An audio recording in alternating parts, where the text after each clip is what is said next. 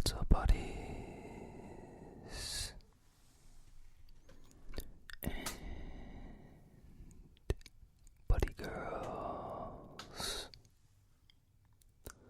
welcome back to Facts Friday.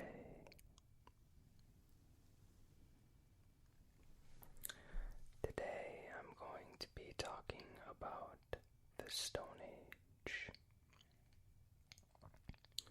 I'm gonna try to get through it all today so I don't have to do 2 videos. But I have a pretty bad migraine right now, so we're gonna see how this goes. Also, I know the game that I'm playing is very random, but I saw it on Steam the other day and I had time, so I wanted to try it because I thought it looked cool. So I didn't play it before I recorded it. That was just, I played like 5 minutes and then I started recording just so I could get the controls down. And it seemed like a pretty cool game, and I'll definitely play it more when I get some time.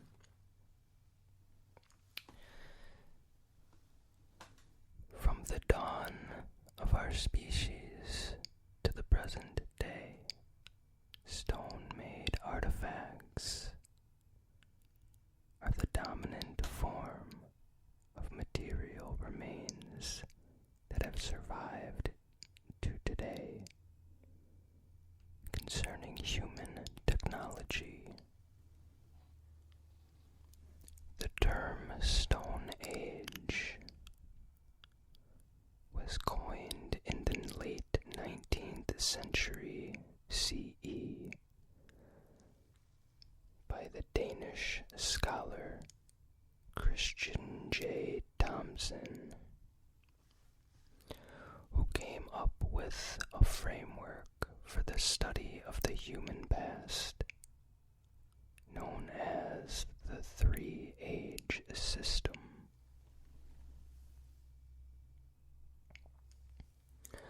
The basis of this framework is technological. It revolves around the notion of 3 successive periods or ages: the Stone Age, the Bronze Age, and the Iron Age. Each age being technologically more complex than the one before it. He came up with this idea after he noticed that the artifacts found in archaeological sites displayed regularity in terms of the material that they were made with. Stone-made tools were always found in the deepest layers. Bronze artifacts in layers on top of the deepest layers, and finally iron-made artifacts were found closest to the surface. This suggested that metal technology developed later than stone-made tools.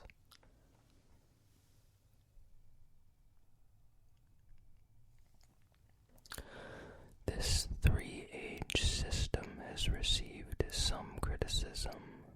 There are scholars who believe that this approach is too technologically oriented. Others say that this stone, bronze, iron pattern has hardly any meaning when applied outside Europe. Despite the critics, this system is still largely used today. And although it has limitations, it can be helpful as long as we remember that it is a simplified framework.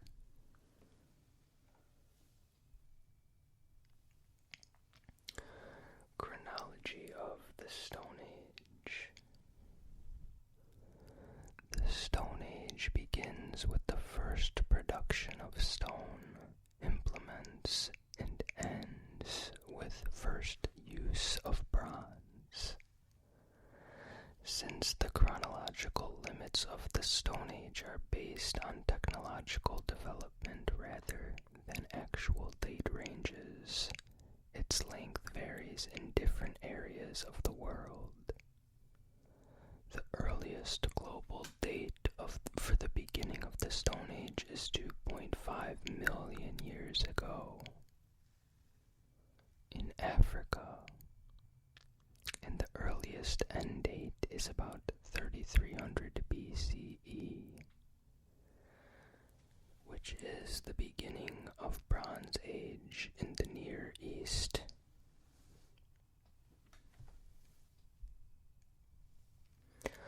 There is evidence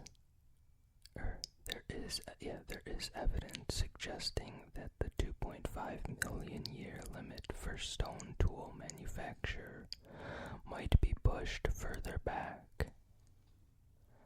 The reason is that the capacity of tool use and even its manufacture is not exclusive of our species. There are studies indicating that bonobos are capable of flaking and using stone tools in order to gain access to food in an experimental setting. Nevertheless, there are differences between the tools produced by modern apes and those produced by the early tool makers, who had better biomechanical and cognitive skills and produced more efficient tools. The difference, however, is of degree, not of nature. In fact, the earliest tools predate the emergence of the Homo genus, and it is believed that some of the Australopithecus were the first tool makers.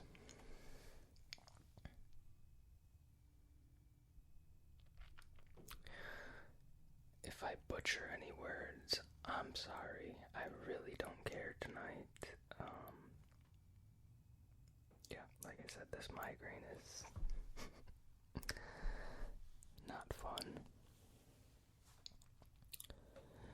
In addition, some researchers have claimed that the earliest stone tools might even have an earlier origin, 3.4 million years ago, although no stone tools that old have been found. Some bones showing signs of striations and gouges have been found in Ethiopia, which might represent cut marks made with stone tools. This view, however, is not widely accepted. The marks have also been interpreted to be the result of crocodile predation or animal trampling.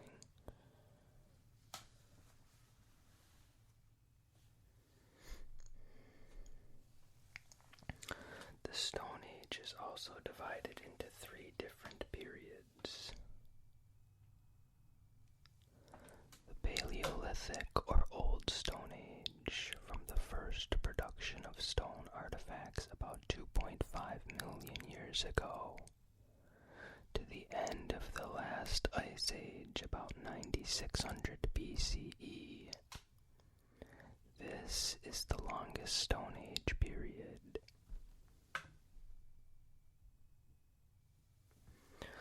The main types of evidence are fossilized human remains and stone tools, which show a gradual increase in their complexity on the basis of the techniques employed and the quality of the tools.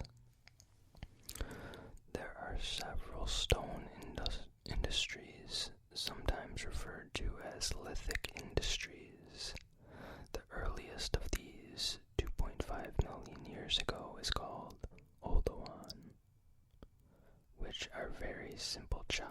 sand flakes.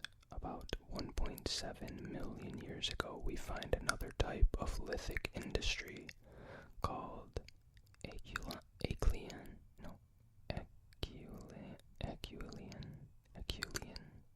something like that, whatever, producing more complex and symmetrical shapes with sharp edges. There are several other types of lithic industries until finally towards the end of the Paleolithic. About 40,000 years ago, we see a revolution of lithic industries where many different types coexisted and developed rapidly. Around this same time, we also have the first recorded expressions of the artistic life, personal ornaments, cave paintings, and mobiliary art.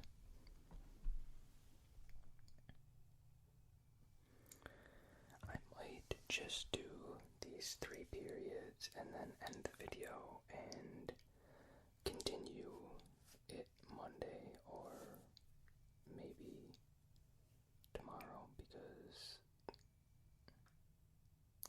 my head is really hurting. I'm just gonna go to sleep after I upload this.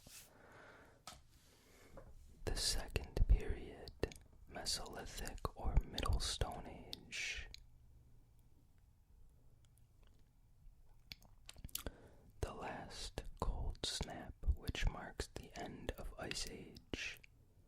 About 9600 BCE, the Mesolithic period ends when agriculture starts.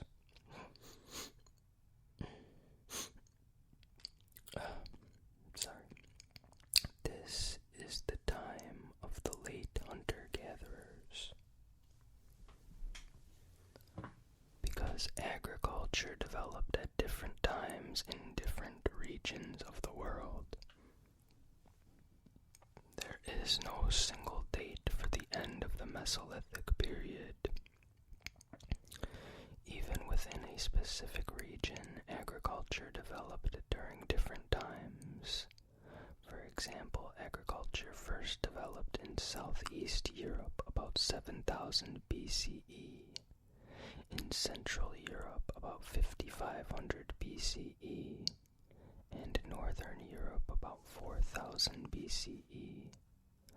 All these factors make the chronological limits of the Mesolithic somehow fuzzy. Moreover, some regions do not have a Mesolithic period. An example is the Near East, where agriculture was developed around 9000 BCE, right after the end of the Ice Age.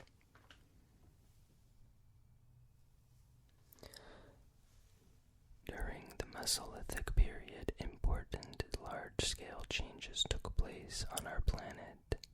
As the climate was getting warmer and the ice sheets were melting, some areas in the northern latitudes rose as they were being freed from the weight of the ice. At the same time, the sea levels rose, drowning low-lying areas, resulting in major changes in the land worldwide. The Japanese islands were separated from the Asian mainland, Tasmania from Australia, the British Isles from continental Europe. East Asia and North America became divided by the flooding of the Bering Strait, and Sumatra separated from Malaysia with the correspondent formation of the Strait of Malacca. Around 5000 BCE, the shape of the continents and islands was very much those of the present day.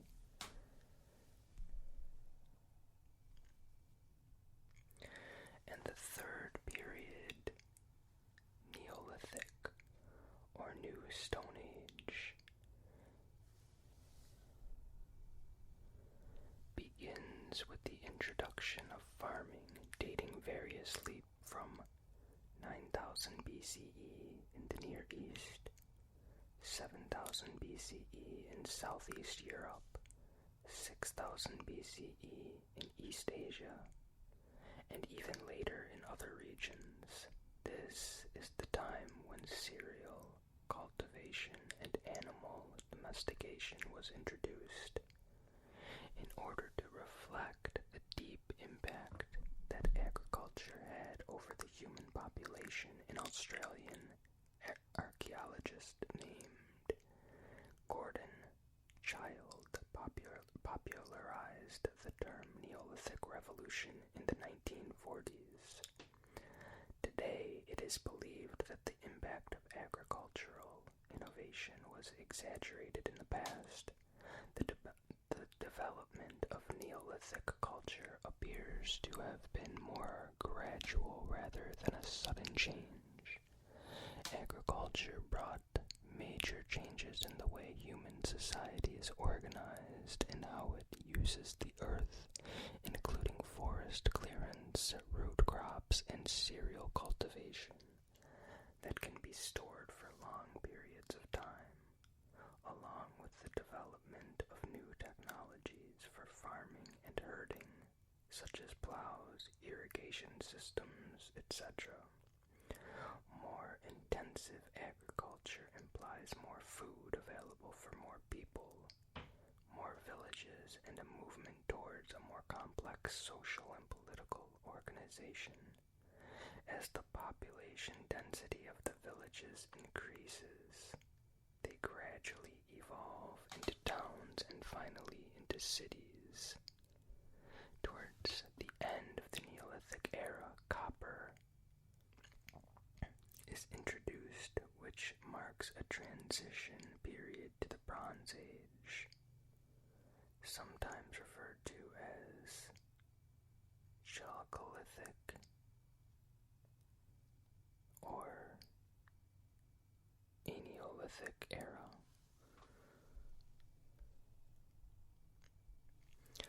Okay, I'm sorry, I really wanted to do all of this tonight. I was all ready to go, and then maybe 1 or 2 hours ago I started getting this migraine. And it's just too much to finish tonight. So, again, I apologize, and I hope that you will forgive me. I will see you again on Monday. Have a great weekend, and if you liked this video, please hit a thumbs up. If you want more, hit a thumbs up. If you don't care about the second part of this video, then let me know in the comments. And if you haven't subscribed already and you like any of my videos and you find yourself coming back and watching different ones, then just subscribe and you'll get notified, and I'll be happy.